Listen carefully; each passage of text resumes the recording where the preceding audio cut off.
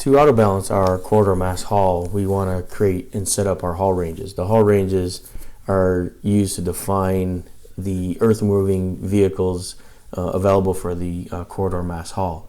So this is a distance that the material can be hauled efficiently in using these vehicles before additional costs are incurred, basically our free haul distance.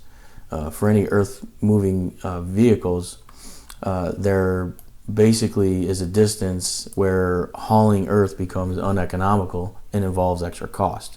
So what you want to do is set up the vehicles that are going to be used on this site. So example would be to come up and use the create haul range on the quarter mass haul tab and define what that limit or range is. So maybe for a dozer, the economical push for a dozer is 600 feet, and you can choose what type that is. So here I can say that it's only going to be used on the alignment versus alignment to offsite or offsite to alignment. So basically if I tell it that it's alignment only or even general, then you're going to define that haul range. All right, so maybe I just use this one along the alignment. Then you can define another one maybe for your offsite truck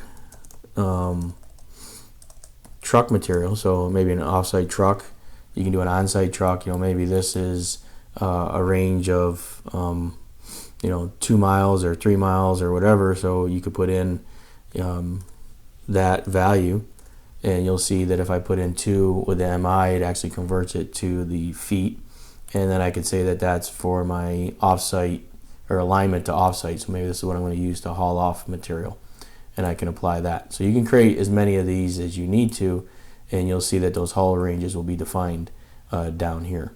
So again, the haul ranges are going to help you define the earth moving vehicles that are going to be used on this particular project.